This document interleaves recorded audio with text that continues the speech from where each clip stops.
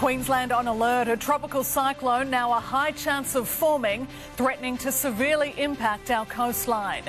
Allegations of torture and slavery on Queensland fishing boats. Crew forced to jump into croc-infested waters to escape.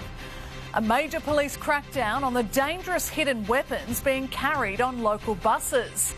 The new vaccine to protect older Queenslanders against RSV. The Premier prepares to grill supermarket bosses over skyrocketing prices at the checkout. Plus, longevity experts reveal the top 10 commandments to combat ageing. This is 9 News Queensland. Good evening. As communities continue to clean up from Cyclone Jasper, Mother Nature is back in the ring for round 2, brewing up a tropical cyclone that could have severe impacts to our coastline. Tonight, it's a watch and wait for Queenslanders, especially those in the sodden far north. It's too soon to say where she'll go or what havoc she could wreak, but if she forms in the Coral Sea over the weekend as expected, her name will be Kriukelis, a tropical cyclone, the encore to Jasper no one asked for. From Sunday evening and early next week, we do see that as a high chance of developing into a tropical cyclone, so around a 55% chance. Right now, it's out at sea with no imminent threat to our coastline. This far out, it's hard to predict whether the system will make landfall and where along our vast shoreline it could hit. So we'll need to remain alert and not alarmed over the next few days. Regardless of whether or not she barrels our way, the far north is in for another drenching. We will need to keep an eye out for flash flooding in the far north of the state. Monsoonal conditions setting back clean-up efforts. The ground's already wet, waterways already full. So people have to prioritise their own safety, the safety of others, and ensure that they don't put themselves in harm's way. Straight to Greer now. Lily, when will we have a better idea of the system's path? Well, Aislin, the Bureau says it needs to get closer to next week before it can gain some confidence around what the system is doing, what it's going to look like and where it's likely to go. Once they have an idea of what this system looks like and how it's taking shape, that's when they're going to be able to release some cyclone tracking maps, which will give us a better idea of this tropical cyclone, this potential tropical cyclone's potential paths. The good news tonight, though, is there's no imminent threat to Queensland's coastline, but over the next week, communities right up the east coast of Queensland are being told to stay across the warnings and the forecasts as they come out from the Bureau. Aislin, I'll be back a little bit later in the bulletin to cover off the weather for the week ahead, as well as what sort of rain we can expect for those communities in the far north. There's a lot to keep across, Lily. Thank you. See you soon. Jumping into croc and shark-infested waters to swim for safety. These are the lengths crew members in North Queensland went to escape a man who allegedly tortured them on board a fishing vessel. Tonight, a 47-year-old man is in custody, charged with 46 offences. Torture, slavery and assault. These are just some of the horrific crimes police say took place on these boats in the Gulf of Carpentaria. And some of those complainants were in such fear of their lives and well-being that they actually dived from those boats and swam through crocodile and shark-inhabited waters to the mainland to get off the boat. The 4 fishing vessels now floating crime scenes. Their owner, a 47-year-old Currumbin man, is accused of abusing 5 men and 1 woman, allegedly depriving them of food and water. We'll be alleging that in some cases persons who were employed as deckhands on those fishing vessels were abused, they were assaulted, they were forced to work without wages. They were forced to sleep on the deck, open deck of the boat. Police say the crimes were committed over the span of 4 years. His victims, young people, mostly from the Cape York area. Police executed search warrants on the boats last week, locating an illegal firearm. The 47-year-old has now been charged with 46 offences. They include multiple counts of servitude, torture, assault occasioning bodily harm, common assault, stealing, rape and fraud. Police believe there may be more victims out there and are urging anyone with information to come forward. Meg Sides, 9 News. It's Australia's shame and it's only getting worse. The number of domestic violence murders continuing to climb despite the decades-long fight for change. Tonight, the state government and Queensland Police are under renewed pressure to do more sooner. Behind each homicide is a face, a life, a Queenslander who should be here today. One homicide in any space is far too much. Every day the police service deals with elements of our community who don't respect that. Despite all the reports, inquiries and investigations, domestic violence-related murders keep mounting, from 16 to 24 across the last 2 financial years. A lot of work has been put in, but if all the work had been put in, this homicide rate would be 0. The solutions are literally on the table, literally. Among the solutions the state government's committed to but is yet to implement, 114 extra specialist officers to help assist DV victims. The police service is working overtime to recruit and train them, but it'll take 2 years to get them all in place. The fact that over 100 police roles specific to domestic and family violence have not been filled across the state isn't good enough. Just like other parts of the community, we are working really hard to recruit additional police personnel to support the community in our response to domestic and family violence. Recruits are now undergoing 2 months additional training focused heavily in this area of expertise. It now means that recruits that graduate from Queensland Police Academy are amongst the best trained police officers in the nation. On average, 326 domestic violence offences were recorded across the state every day in the past financial year. That's a jump of almost 30% on the previous year. The fact that we aren't fully responding to that number in a way that stops homicides and other violent harms is a worry. If only there was no reason to respond in the first place. Josh Bavis, 9 News. And if you or someone you know needs help, you can call 1-800-RESPECT on 1-800-737-732. 2 men have been charged with murder 2 months after a man was found shot to death in Rockhampton. 34-year-old Anusha Bone was found dead on the side of the road in Norman Gardens in November with a gunshot wound to the neck. 33-year-old Airlie Lee Fowler and 26-year-old James George DeMarco were already behind bars for other offences, today taken to the watch house to be charged with murder. Didn't do nothing. They have previously been charged with some weapons-related matters. Throughout this investigation, we have seized approximately 12 firearms, which were all possessed unlawfully, which are now thankfully taken from the streets. Police are urging anyone with information about the alleged murder to come forward. The story of a Queensland couple whose baby died following what they claim was substandard care at a major hospital has ignited concerns little has been done to improve Mackay's maternity crisis. But the Premier insists positive change is happening at the Mackay Base Hospital. A mother and father holding their baby boy who would only live for 5 days. He had severe brain injuries, likely from the birth process. Jenna and Andre McGregor's story of loss, shared with 9 News, is heartbreaking, but it's also now sparked anger. They have paid the price for systemic failures, for nobody following through what they said they were going to do. Baby Hugo died following a harrowing birth, a Queensland Health Review finding 34 failures at Mackay Base Hospital.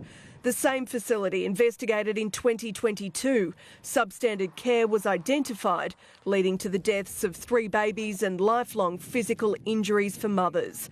The Health Minister at the time apologised. I offer my sincerest, unreserved apology. And promised change. But after the McGregors bravely told their story, there's now grave concerns maternity services at Mackay are still letting families and babies down. The hospital is clearly not capable of change as it is, given the previous government reports into them and things haven't changed. So what options do people have? There's a range of initiatives in place, from training to cultural change programs, and I believe that they are working and that Mackay mothers are having a better experience now at the HHS. After being appointed Health Minister last year, Shannon Fentiman said fixing maternity services was her top priority. In May, 2 months after baby Hugo's death, she toured the Mackay ward. announcing in July that 20 GP obstetricians would be trained in regional centres to improve maternity services. That training will begin next month. Hopefully now, as we can see the situation isn't improving but is actually getting worse, that they take it seriously. And Queenslanders deserve better. Live to Jessica Millward at State Parliament now. Jess, the Premier will be demanding answers from supermarket bosses tomorrow. Aislin, the Premier will be holding a phone hook-up with the bosses of the major supermarkets, and he is talking tough. He says he will be demanding an explanation as to why our farmers, many of whom are on the brink of bankruptcy, are getting less and less for their produce and stock, while at the checkout, Queenslanders are paying record high prices for their groceries. I've seen some of their explanations, but I really want to interrogate that and get into the detail. I want them to know that Queenslanders are looking very closely at their behaviour. Alarmingly, the Premier says the feedback he is getting from families is that they are turning to processed and fast foods because it is a cheaper alternative than eating healthy from the supermarkets. Aislin. Jess, thank you. Fresh from an aid agreement, a new deal is being worked on that could see more Israeli hostages released by Hamas. It comes as Australia's Foreign Minister arrived in Israel for talks, offering help to under-siege civilians in Gaza. Blasts and sirens in Khan Yunis, the now familiar sounds of war inside this ancient city built for ancient soldiers. High above Gaza's streets, echoes of more gunfire. On the ground in the Gaza Strip, buildings have been flattened as countries push for an end to the war. We should focus on the main conflict in Gaza, and as soon as it's diffused, I believe everything else will be diffused. With the risk of famine and more disease spreading, extra help is on the way to Gaza. Qatar has brokered a new agreement with Israel and Hamas to get more aid in to civilians and medicines to the Israelis being held by Hamas.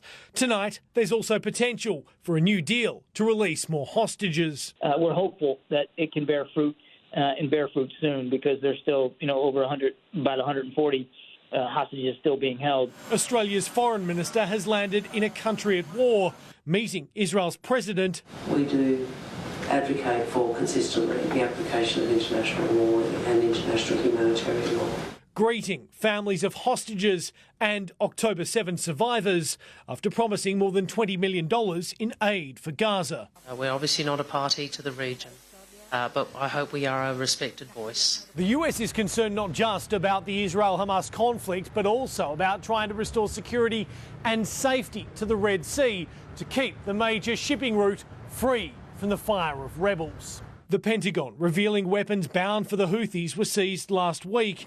The US launched more strikes on the rebels, destroying 4 ballistic missiles before the Iran-backed militants fired on a Greek ship in the Red Sea. 3 years after the Houthis were removed from a US list of formally declared terrorist organisations, they could soon be back on it. But it may come too late for shipping companies. Shell reportedly following BP, suspending all its shipments through the trouble zone of the Red Sea. And that could also mean a problem for oil prices. In the United States, Jonathan Kersley, 9 News. China has accused Japan of firing the sonar pulse that injured 2 Australian Navy divers in international waters. The allegation came from China's ambassador in Canberra during a wide-ranging public address to mark the Year of the Dragon. Toasting the new year with an Australian red. To the friendship between China and Australia, cheers. A wine still with trade barriers to Beijing. I expect a resolution that will allow for wine to be back into China very soon. During a rare media opportunity, China's ambassador Zhao Chen said improving defence relations would take a little longer, dismissing Allied claims that 2 divers from HMAS Toowoomba were hit with a sonar pulse last year, causing minor injuries. Should they have initiated the sonar from the Chinese ship, it would cause immediate fatality. The ambassador, for the first time, instead blaming Japan. Japan is yet to comment, but several countries have had their own close calls with China. Perhaps our Australian colleagues can fight out. I haven't seen the ambassador's comments, but I stand by the comments that we've made at the time. We hope relevant parties stop making troubles in front of China's doorsteps. The ambassador planning to address Australian officials in coming days after our government recognised and congratulated the new government of Taiwan. In this world, there's only one China, and Taiwan is part of China. The price of a ticket to Beijing will never be compromised by changing our values. Despite the series of close calls in the water around China, the ambassador is calling for closer ties between China and Australia and even the United States. We are friends, not foes. We are partners, not rivals. Suggesting a return to joint military exercises in the future. If you have trust between two militaries, you do have the real trust. A trust still a long way away. Charles Croucher, 9 News. A month on from far north Queensland's devastating flooding and storms, emergency housing is finally on its way to residents in Dagara. While many remain homeless, these caravans have been sitting idle, red tape stopping them being delivered to private properties. The local mayor says the housing minister has now promised they'll be moved as soon as possible, with authorities sent in to inspect appropriate sites. At least 30 more caravans are expected to arrive by barge in coming weeks. From a caucus win to a courtroom, the Donald Trump show rolled out of the US state of Iowa and straight into his latest legal battle. Trump attending a defamation trial in New York as his presidential campaign and court cases become even more intertwined. From ice-cold Iowa to snowy New York. Donald Trump riding the high of his landslide caucus win before taking his campaign to the courtroom. The former president opting to show up in a Manhattan federal court as a second defamation trial brought by writer E. Jean Carroll got underway. Donald Trump was found liable of sexual assault against Miss Carroll in a civil case last year. This jury must decide how much, if any, he should pay in damages for defamatory comments. As the 77-year-old counts his growing legal woes. They're bull indictments, I'll tell you. They're Biden. You know what I call them? I call them, they're Biden indictments. Tonight, his rivals are hoping they can count on voters being wary of a presidential candidate potentially facing prison. The reality is half the Republicans do want another choice, and maybe more in some other states. With Iowa's cold caucus now complete, that's one state down and 49 to go. New Hampshire's up next with the primaries there just 1 week away.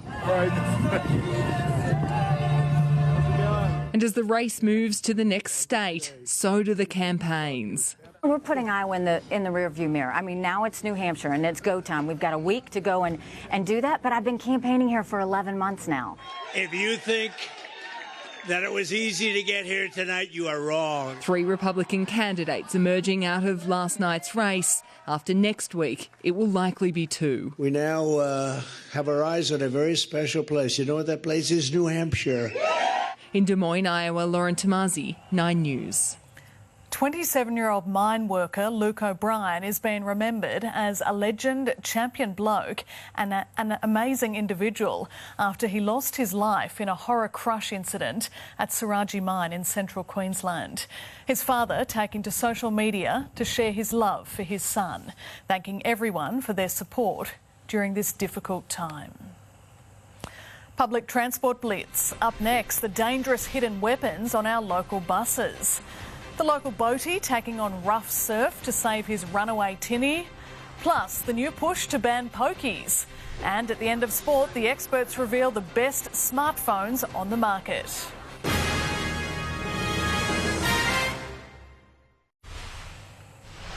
A Gold Coast boatie has had a lucky escape, his vessel flipping on the Brunswick Heads bar, tossing him into rough waters.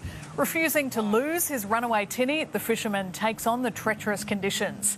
Despite a few close calls, he jumps back on board, firing up the engine, heading straight back to shore, walking away without a scratch. Hundreds of people have been charged as part of a joint operation between police and TransLink. Weapons, drugs and antisocial behaviour targeted in a blitz across the bus network. A 14-year-old boy with an imitation gun in the waistband of his shorts. Thank you. Brazenly, repeatedly asks police to hand it back at Helensvale bus station in July. No. Do you think walking around like this and people are walking around would be happy to see that? The Pacific Pines teenager caught during a safety blitz across the Southeast bus network, Operation Victor Course. You walking around with that causes fear to other people. People deserve to feel safe, whether it's in their house, whether it's on a bus, on a train, in their car, driving on the road. In Broadbeach, a 16-year-old hands over a knuckle duster. At a Nala bus station, a machete found on a 17-year-old. Oh my gosh. Knives of all sizes detected in more than 4,500 wanding operations. It's a bit more than a pocket knife. That is a big one. 8 picked up in a 7-hour shift alone at Upper Mount Gravatt busway. If you want to carry a knife on a bus network, we will catch you. You don't get on a bus carrying a knife because you want to, chop up your groceries. 74 weapons have been seized in 600 high-visibility patrols since the operation began last April. Nearly 700 people have been charged. There's another knife. The blitz not just targeting weapons. What's in here, mate? A little bit of weed, mate. Intoxicated, are you? This is the stuff that we're not going to put up with on our public transport network. The operation continues. Claire Todd-Hunter, 9 News. A plan to pull the Pokies out of Brisbane. The Greens revealing today that ban all 2,000 machines at council-owned venues. It says Pokies need to stop being pushed into poorer neighbourhoods through community clubs. Causes significant social harm in terms of the flow-on costs of gambling, with people experiencing financial hardship, relationship breakdowns, difficulty covering their housing costs. Brisbane residents are losing around $163 million per year through pokies at council facilities. That it just isn't good for the community, and we think there's a real case for positive change. But Labor says it's a damaging proposal that would take away revenue from community clubs and send patrons to the local pub instead. The key to living longer. Tonight, the experts reveal how to boost heart health and slow ageing. The 10 things you need to know. That special report is ahead. Back to school spending spikes. The shock amount it's really costing Queensland families. That's next. Plus, family and friends remember Olympic cyclist Melissa Hoskins. And the moment fighting fires turns to motorway mayhem. 9 News, brought to you by Stan.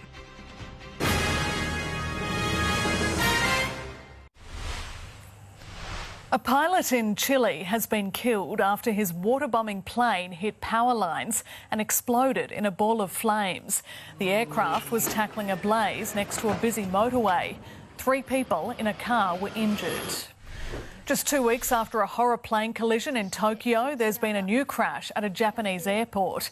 A Korean air flight preparing to take off from Hokkaido clipped the tail of a parked Cathay Pacific aircraft. Officials say it was being pushed to a runway when the towing vehicle slipped on some snow.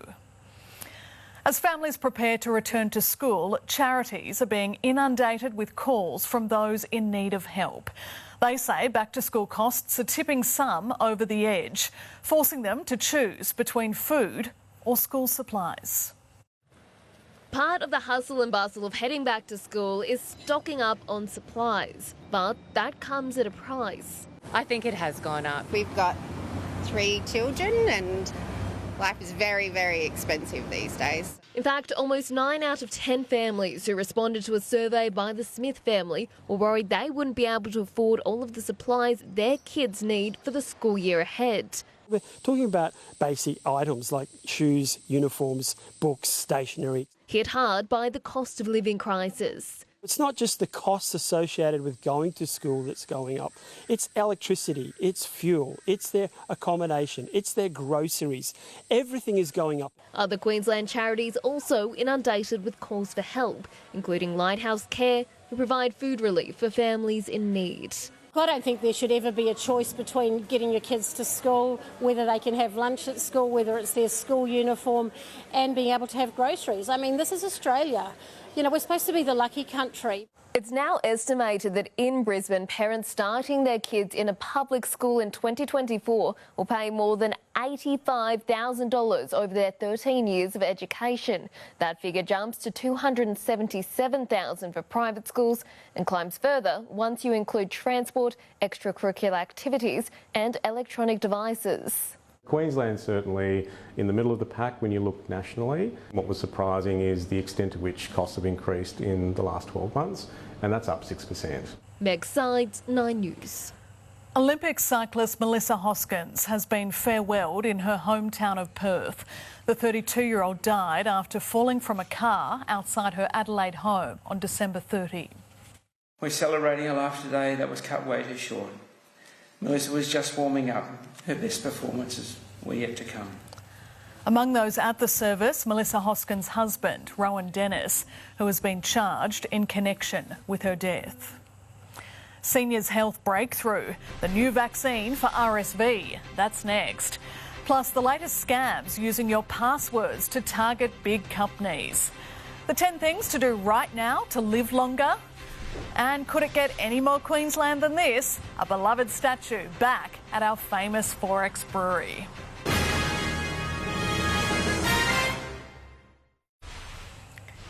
Checking finance now. The stock market closed lower. The All Ords down 24 points. Our dollar is buying 65 US cents. Checking petrol prices now. The average for unleaded petrol in Brisbane is $1.98. Diesel $1.93. The average on the Gold Coast for unleaded is $1.76. Australia's first vaccine to treat the highly infectious respiratory disease, RSV, has been given the green light for adults over 60. And there are calls tonight for the federal government to make the jab free to prevent thousands of cases a year. While it's known for affecting the young, respiratory syncytial virus, or RSV, can pack a nasty punch among older Australians. It hit me really hard. I was in bed for 4 or 5 days, had this terrible hacking cough. As a long-term cancer patient, Kate Vines was particularly vulnerable to a condition she'd never heard of when she fell sick in 2020. My doctor was also a little bit surprised because he said this is a disease that normally just young children get. With higher levels of testing and reporting, RSV cases have exploded from just over 1,500 in 2021 to almost 128,000 last year. While symptoms often mimic a common cold, in serious cases it can lead to pneumonia or bronchiolitis. It can cause a severe respiratory infection that can put older people in hospital and sometimes is deadly.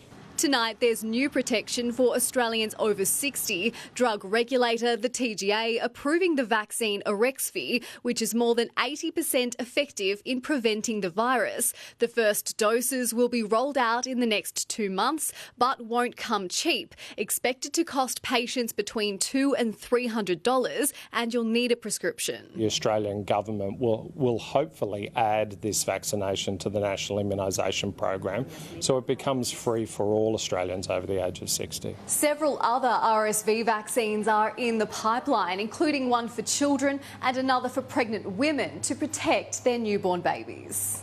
Eliza Edwards, 9 News. Thousands of Australians have been targeted in a major credit card scam involving some of the nation's biggest brands.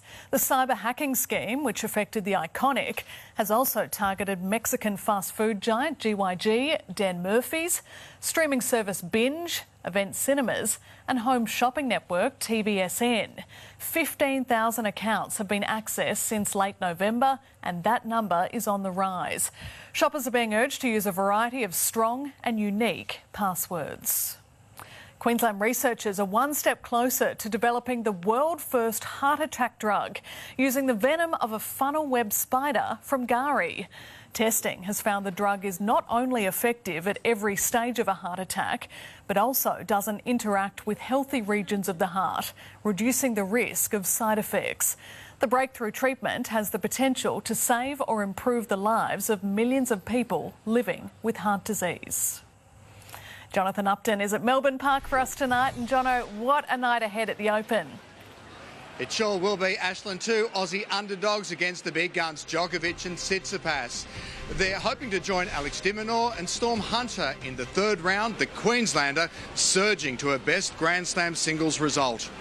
Also, Steve Smith's opening act, how he fared in his promotion up the order. And the clouds have cleared here in Brisbane for a beautiful afternoon, but it's a different story up north, the far north, about to get lashed by rain. All your weather details coming up very soon.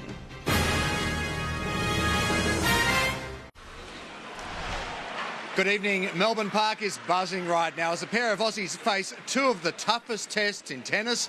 Jordan Thompson and Alexei Popyrin taking on the might of Stefanos Tsitsipas and Novak Djokovic for a place in the third round. Australia already has two players booked in there already. Queenslander Storm Hunter charging to her career best result in singles, while Alex de Minaur stamped himself as a genuine championship contender. Wet and windy Melbourne weather had seats at a premium under the roof at Rod Laver Arena to watch Alex de Minaur go to work. Ooh. Oh, that's beautiful. The Aussie spent less than 2 hours on court in a first-round walkover, and it was another short stint against world number 41 Matteo Arnaldi, highlighted by a 33-minute second-set bagel, the Demon winning 11 straight games against a member of Italy's Davis Cup winning side. And it's a demolition by the Demon. It's no secret it was heartbreaking at the end of the year losing to Italy. Today was a little bit of revenge for Australia, and I'm happy to be in the next round. A feat fellow Aussie Chris O'Connell couldn't match, despite claiming the third set against Ben Shelton. The world number 68 was eventually overpowered by the American in the fourth. Yeah, there it is. Storm Hunter had never won a singles match at the Australian Open before this week. Now the Queenslander has two. Hunter storms into the third round. Yeah, I honestly didn't think I'd be standing here and doing that and being in the third round. It's a dream come true. She was made to do it the hard way after a comfortable opening set victory by the Aussie, German Laura Sigerman fighting from a breakdown to level the match. But as the pair exchanged breaks in the decider, the world's best doubles player found her mojo. Oh, great tennis. This time the Rockhampton product held her nerve. I'm just riding the high right now. I think you got to enjoy it while you can. Isla Tomljanovic also still alive in the women's draw. Oh, great play. A midnight finish on Rod Laver Arena after claiming 3 straight breaks of serve against Croatian Petra Martic. It's an Isla Tomljanovic classic comeback. 4-1 down, double break. You guys never gave up, even more than me. So I was like, if you're here, I should give it my best. Thanasi Kokkinakis also on the right side of a 5-set marathon for once. Oh, wow. Standing tall under immense pressure. Victory after 4 hours and 18 minutes. Kokkinakis comes through in a nail-biter. I wish I could do it easier, but I can't. I've got the mental focus of a 3-year-old. Mark Gottlieb, 9 News. A 16-year-old delivered the first major upset of the tournament. Mira Andreeva didn't drop a game in the first set against 6th seed Ons Jabeur before she wrapped up the second 6-2. And that will do it. What a performance from the 16-year-old. Has defeated her idol in straight sets. I was really nervous before the match because I'm really inspired by Ons, by the way she plays. The 2018 champion Caroline Wozniacki is also gone. The Dane eliminated in her first match in Australia in 4 years by 20-year-old Russian Maria Timofeeva. And Coco Gauff blew 3 match points against Caroline Dollarhide before sealing her spot in round 3. Australia has skittled the West Indies for 188 on the opening day of the first test in Adelaide. Steve Smith didn't find batting any easier, with his promotion to opening unsuccessful. Defying history, Pat Cummins won the toss and elected to bowl, something Australia hadn't done at the Adelaide Oval in 44 years.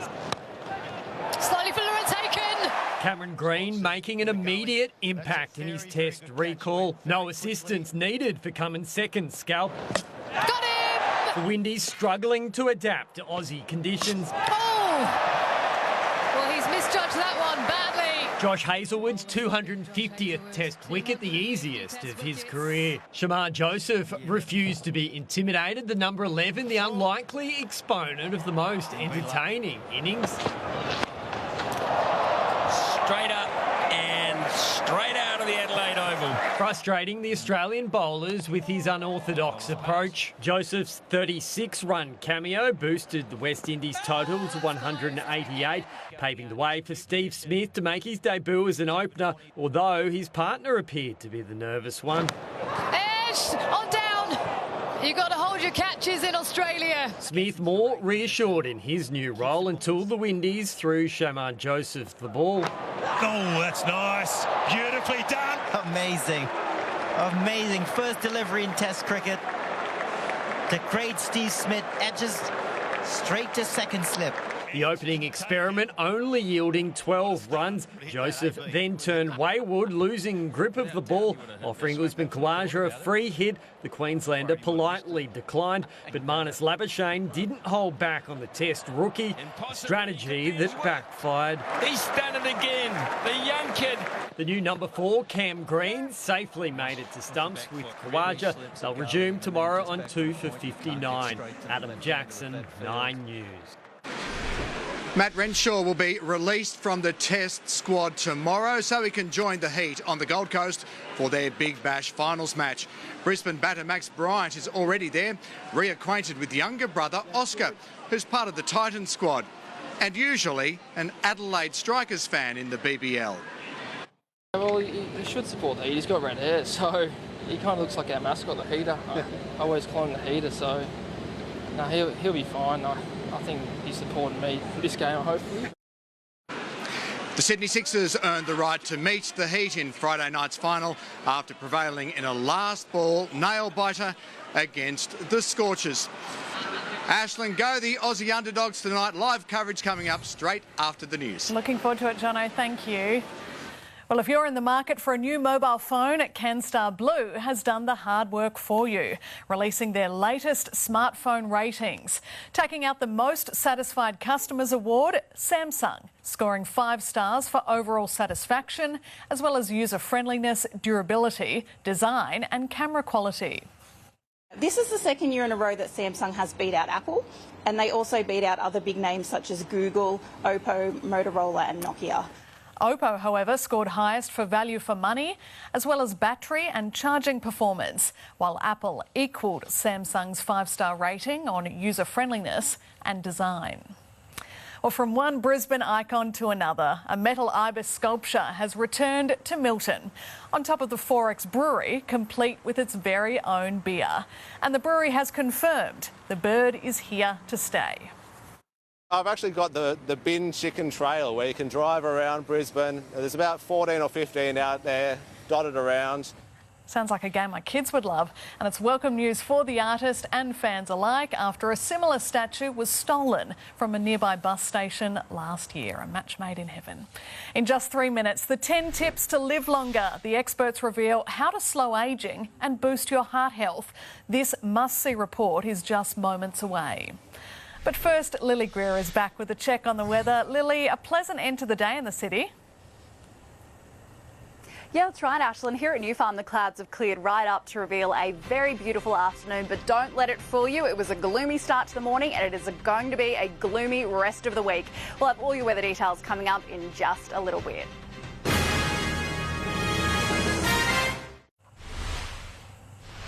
It might sound impossible, but just 10 simple things could be the key to a longer life. Experts in longevity sharing their top tips to boost heart health and slow ageing. Health reporter Gabriella Rogers explains. Experts have published what they call the 10 commandments to help protect our heart as we age.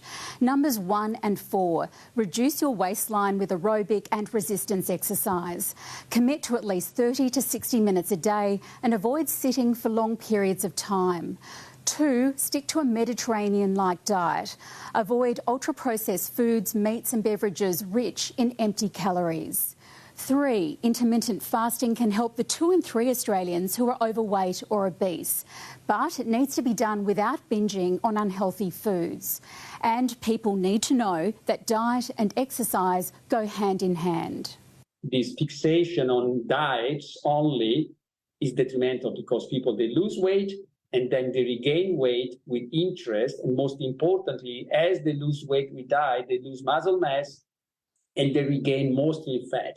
Also on the list, avoid or limit alcohol, don't smoke, and prioritise your sleep by setting a bedtime early enough to get between 7 and 9 hours each night.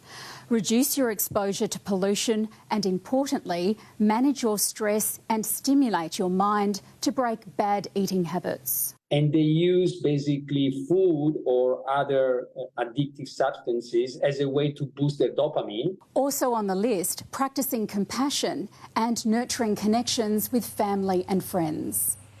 Time now for our full weather forecast. Lily, we have more rain on the way. Yeah, you're right, Aislin. That rain activity really eased up today, but we know the drizzly conditions are going to stick around for the rest of the week. I'm trying to think of a positive with all this dreary weather. All I can say is that Brisbane's looking very green and very lush at the moment. That's about where the positive takes end. Before we get stuck in today's temperatures, though, I want to talk directly to people in the far north of our state. We know the Bureau has a severe thunderstorm warning active at the moment. That is for areas like the northern tropical coast, the upper goldfields, the tablelands, the peninsula. They could get heavy rainfall in the coming hours from that monsoonal trough, so residents up there really do need to take care tonight. It was warm right across the board today. 30 degrees on the Sunshine Coast, 29 at Redcliffe, 30 in Brisbane, 29 down in the Redlands and on the Gold Coast. From up above you can see that monsoon trough, and tropical lows continue to bring heavy rain and stormy weather across the tropics. Looking ahead to tomorrow, a top of 30 for Sydney siders, much cooler in Melbourne, 21 degrees, windy and cloudy there. 24 in Adelaide, 31 and maybe a storm up in Darwin. Glorious in the capital, 24 and sunny in Canberra and 20 degrees down in Hobart. Back home now, we know more rain is about to be dumped on parts of the far north due to that monsoonal trough. Up in Cairns, 32 and rainy. In Townsville and Mackay, much the same. In Rocky, a warm 35 degrees and rainy. Down here in the south, 33 in Caboolture, 32 in Logan, 31 in Manly, 31 and drizzly down at Surfers. Sorry to anyone on holiday down there. And out on the bay tomorrow, winds northerly 10 to 15 knots, reaching up to 20 knots inshore late in the Arvo, seas around 1 metre. In the River City tomorrow, between 23 and 33 degrees, a high chance of rain in the tail end of the day and the chance of a thunderstorm. Those conditions sticking around till at least Saturday, with temperatures in the low 30s. Over in Ipswich, 35 on Friday before it cools off over the weekend. That shower activity will be sticking around too. Down on the Gold Coast, temperatures hovering around that 30 mark for most of next week. Unfortunately, you're in for a rainy few days too. And up on the Sunshine Coast, it'll be warm outside, cloudy and a bit rainy. Not a lot of sunshine in sight as we near the end of the school holidays, Aislin.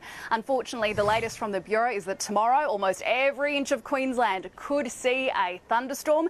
Hopefully it clears up though in the afternoon to reveal another beautiful afternoon like what we've seen at the New Farm River Walk this afternoon. Such a wet and stormy summer, hasn't it, Lily? So thank you for keeping us up to date, and we'll keep across all that information as that tropical low is hovering just off Queensland's coast. That is 9 News Queensland for this evening. Good evening.